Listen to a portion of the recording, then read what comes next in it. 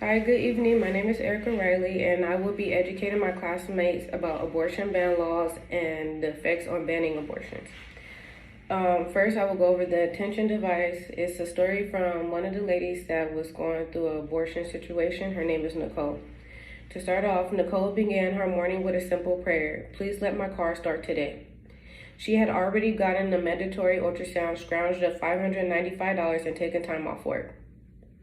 But at that moment, with her pregnancy at exactly 6 weeks, getting an abortion in her home state boiled down to her hatchback's temperamental engine turning over. On that Friday morning in early October, as heavy rains and flash floods swept through Houston, Nicole was cornered into making a painful decision on a hairline time frame.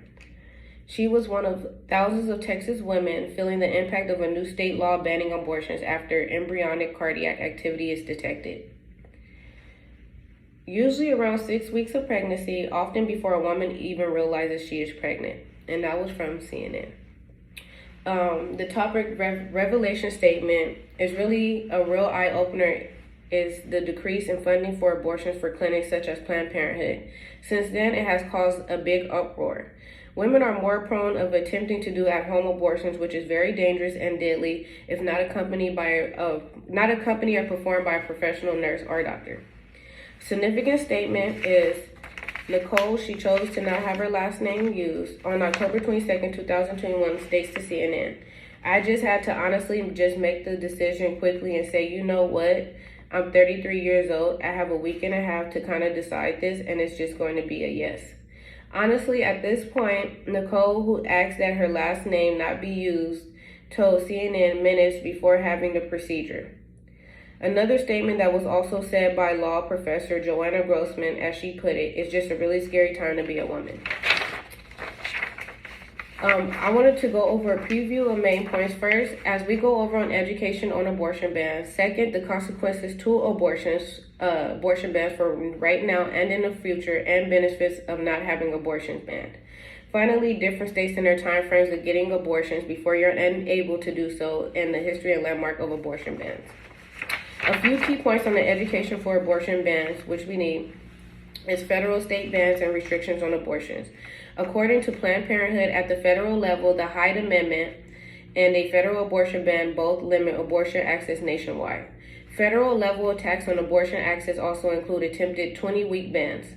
According to Linda Schaefer, the clinic administrator, it has turned women to panic mode. Often around the 6-week mark, the patients don't know where to go, they don't know what to do, they don't have the funds, she said. They are just in panic mode. As of today, the new law has dramatically transformed Texas women's access to abortions into an hours-long odyssey across state lines. A few key points of the increase in driving to nearby clinics for abortion and the ones that are affected. According to CNN, the nearest out-of-state clinic in the United States is 600 miles away, in Shreveport, Louisiana, a 10-hour journey each way. Also, to add on from CNN, throughout history, we have seen that patients of color, patients who live in rural areas, and patients who have less economic means, they are the patients who are disproportionately affected by any barriers in healthcare, said Christina Tulse, medical director at Planned Parenthood at Rocky Mountains, which includes New Mexico, Colorado, and southern Nevada. "History is repeating itself," she said. Additionally, in September, Planned Parenthood clinics in nearby states saw more than 11 times as many patients from Texas than they had in previous years. The organization said the only clinic in Shreveport told CNN that Texas patients now comprise 50% of its roster, an increase from 20% before the ban. Last, most of the women at the Aaron Women's Clinic probably won't make it out of the state, according to Schaefer. She said most of her patients are from minority communities and often don't have the resources to travel for an abortion. At the same time, she added, they can't afford to have a baby. Onto the second option, the second point, the lifelong consequences of abortion bans and benefits of not having abortion bans, which is a sanification. A few key points on the lifelong consequences of an abortion ban. According to NBC News, one study found that people who were denied an abortion had almost 4 times greater odds of being below the federal poverty level. Next, according to Doris Dixon, patients are struggling and the staff is struggling. Dixon said, since the law took effect, Dixon said most of the patients she has observed seeking care at Planned Parenthood Center for Choice in Houston are ineligible for an abortion. Some of this is just outside of our ability to help, Dixon said.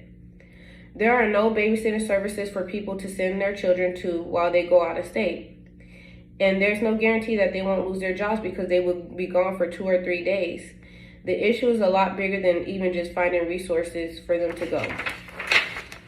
Elsewhere, people will fall through cracks and wind up having to carry their pregnancies to term, she said. The benefits of the states not having abortion bans. One is not next is illegal abortion carries an especially low risk of death, particularly when performed in the first trimester. Although legal abortion also has a lower risk of death than does childbearing. The best news to receive is that legal abortions become widely available. The numbers of women treated for septic abortion complications in emergency rooms and hospitals. Finally, different states and their timeframes of getting abortions before you're unable to do so. The history and landmark of abortion bans. Just a very few of the outlook on the timeframes of getting abortion before being unable to do so.